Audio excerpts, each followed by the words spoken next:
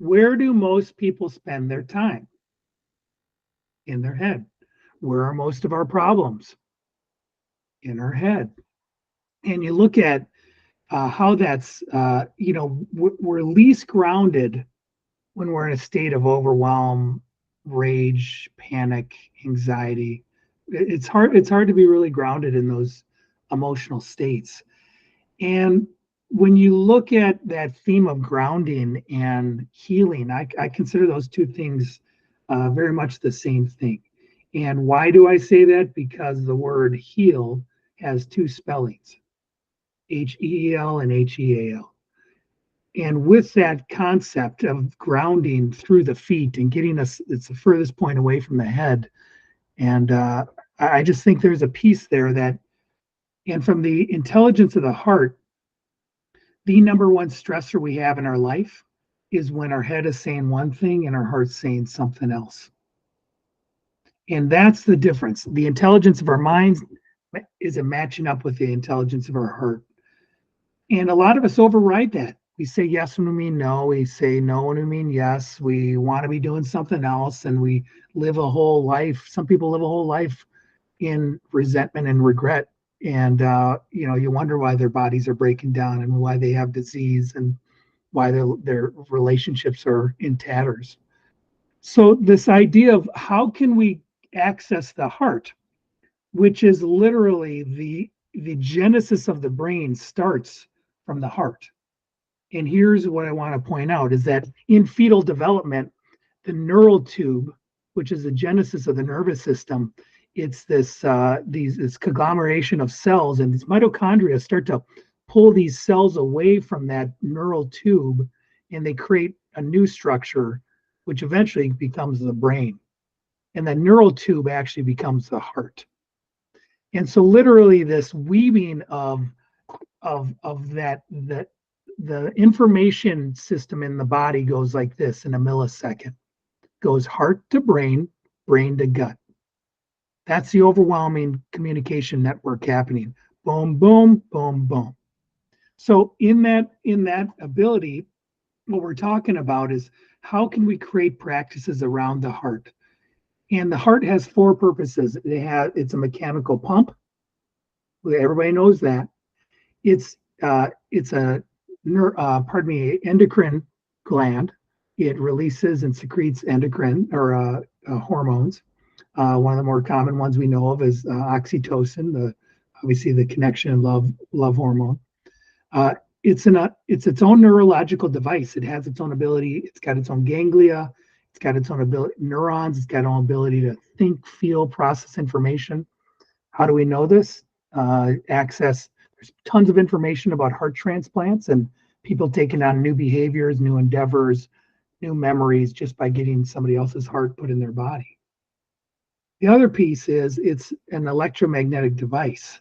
So being that it's 5,000 times more powerful than the brain electromagnetically, it's broadcasting far outside the body, more so than the brain. So we're always communicating with our environment, with how we're feeling. And people pick up on that, especially if you're empathic. We feel our environments. We can feel that people are distracted, not just in what they're saying, but maybe how they're showing up. Us at our parents, we know those questions, or if you've been in intimate relationships, you can tell when somebody says something and you're feeling something different. That information between this and this is off. And how can we influence our environment, not just with what we're speaking about, but what we're truly embodying? And that's the heart. And what I'm going to say about that is let's just start with a short exercise, and then I'll demystify it and I'll add on a second exercise at the very end. So I'm trained with an organization out of Northern California called Heart Math. Heart Math Institute has done 30 years of training and research on the intelligence of the heart. Truly how the heart influences our physiology, that anytime we're swinging between emotional states, there's 1,300 neurochemical processes changing in our body in a millisecond. So literally what's happening in the way we're feeling in our heart dictates so much about what our brain does, how it processes information, as well as what our nervous system, our hormones, and all of that is doing. And that's where it comes down to, let's just do one basic exercise, the foundational exercise, which is this heart focused breathing. But what I want you to do here is I want everybody in this moment, I want you to just sit here for a second, just take 2 or 3 of your own breaths, whatever those are. Just trying to allow yourself not to be too regimented. Just kind of check in with your breath in a moment.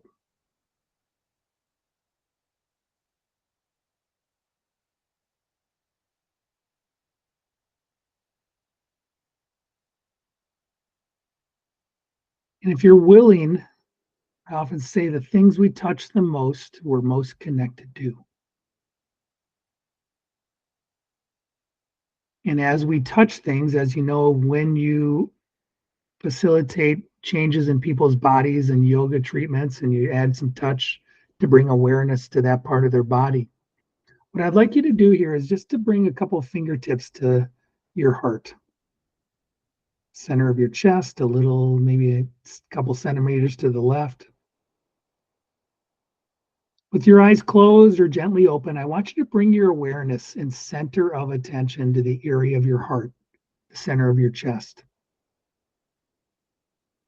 And as you bring your awareness to this part of your body, I want you to imagine your breath is flowing in and out of your heart. Breathing a little slower and a little deeper than usual.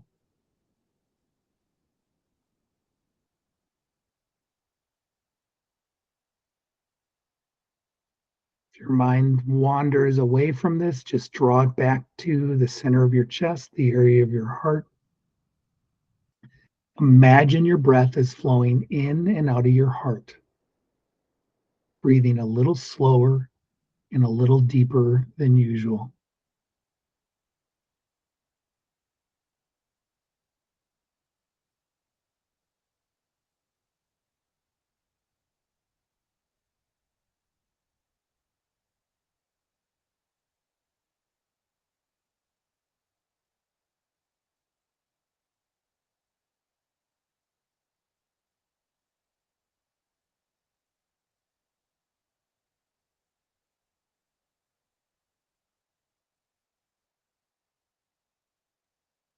Now, the second step, make a sincere attempt to feel a renewing emotion. It could be something like care, it could be compassion, it could be love, appreciation, even sometimes patience.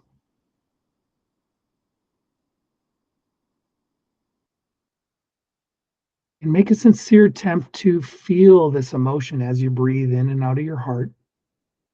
And if it helps to imagine a person that's meaningful and important to you, or a pet, or even a place you've once been.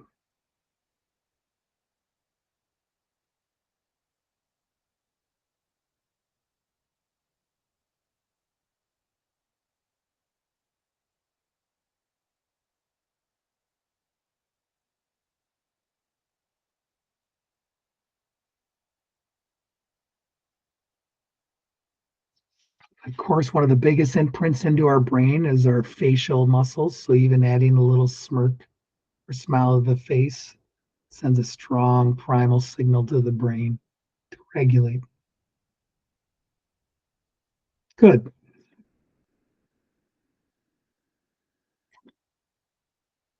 All right. So just in that couple minutes, what we did is we took ourselves into a coherent heart rhythm. I often provide like emotion wheels for people, whether they're athletes or classes I'm teaching, just to give some texture because each one of these has a different frequency. And what they've shown at the Heart Math Institute is that, you know, Mosh and I might both be at 70, right now, resting heart rate of 68 beats per minute. But I just got, an hour ago, I got off a frustrating meeting and I'm still anxious and frustrated by that meeting. Even though my heart rate's down, it doesn't mean my heart rhythm is smooth.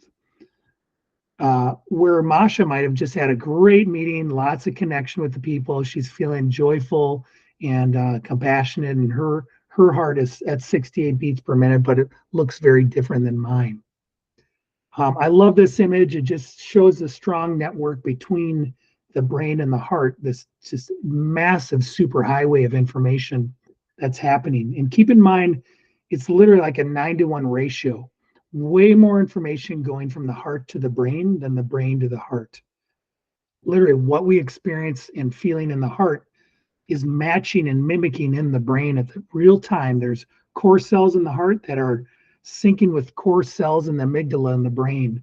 And based on what we're feeling, if we're feeling frustrated, that brain immediately says, okay, frustration goes through the limbic system, says, oh, I got all these memories of frustration. This is what I do. I shut down, I get angry, or I lash out, or I get my body starts to sweat.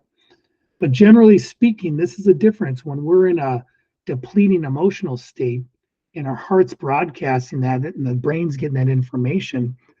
That'll push us in the back of the brain, and that we don't, it's hard to, it creates all sorts of responses in the body, and especially the long term health problems. When we start to shift to those more neutral and renewing emotions, that brain gets that information and starts to gate the information and starts to fill in the blood in the front of the brain. So it's really an interesting influence on what we're feeling dictates what our brain is experiencing and where the blood is. This is an example of an incoherent heart rhythm versus a coherent heart rhythm. You got this one, which is like basically frustration. I'll use this as an example. Here is what a heart rhythm might look like of a person that's frustrated. So let's just say we're at about 78 beats per minute heart rate, but I'm in a frustrated state. So my heart rhythm looks like this. And I do a heart exercise like I just did, brought my awareness to my heart. Imagine the breath flowing in and out. Think of appreciation of my family, my animals, the things that are most meaningful to me. And without changing my heart rate, my heart rhythm shifts quickly into a state of appreciation. Therefore, my nervous system goes into balance. My hormones start to shift from cortisol over here to more renewing and vitality hormones on the right. So it's something as simple as that uh, this is another great little thing where we literally are, these emotions are starting to have their own signature heart rhythms that HeartMath is now starting to monitor and say, hey, if I'm frustrated versus impatient, they have slightly different little patterns. Where we move over to coherence, coherent patterns like calm, patience, confidence, appreciation, love, these smooth rhythms, which I also want to say for those that are teaching meditation, if you match this up to an alpha wave state, that early stage of meditation, the same coherency is the same rhythm. You also put this next to the frequency of the Earth's Schumann frequency, and this is the same rhythm. When we get into these coherent rhythms, they deeply influence us. And so I'm going to back out of this. So here's the long and short of it. We kind of had to shorten this up a bit. But the heart's a real thing. It's got its own intelligence. And what I need you to hear is that we can be meditating and still be in an incoherent heart rhythm. That when we can support read our environment, our local environment, just by broadcasting compassion, being in a state of compassion ourselves, being in a state of natural care, not overcare. Overcare depletes us, but balanced care or patience. We literally create a field environment. We're broadcasting that environment to the world around us. And this shows in research that we can influence other people's rhythms. We can influence them.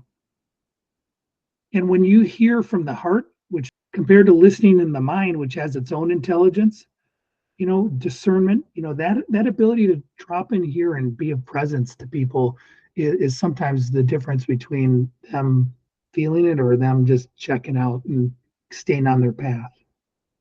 And So going back to, I know we're kind of running out of time here. That simple basic exercise of bringing awareness to the heart, imagining the breath flowing in and out of the heart, and then just making a sincere attempt to feel a renewing emotion and trying to anchor yourself in that, that will shift that rhythm real time into that coherent heart rhythm. In your nervous system, your autonomic nervous system, which can be like this, all of a sudden starts to balance down. Your hormones, that cortisol that's leaking all day long, can immediately be suppressed by DHEA, just simply in that shift from incoherency to coherency. So, right there, you got physiological, you got a grounding, and one, you're influencing your environment. And there's other research about literally us syncing up to the earth and us connecting with the earth's rhythm when we start to do 15 minutes of hard focused breathing. We start to regulate into the earth's environment and syncing up with the bigger electromagnetic field of the earth. It's really fascinating science out there. But what I feel is really the connection. When we're looking for connection, Nina talked about connecting, connecting with people in our environment, our family. It's right here. It's showing us very clearly. It's right here. Yeah.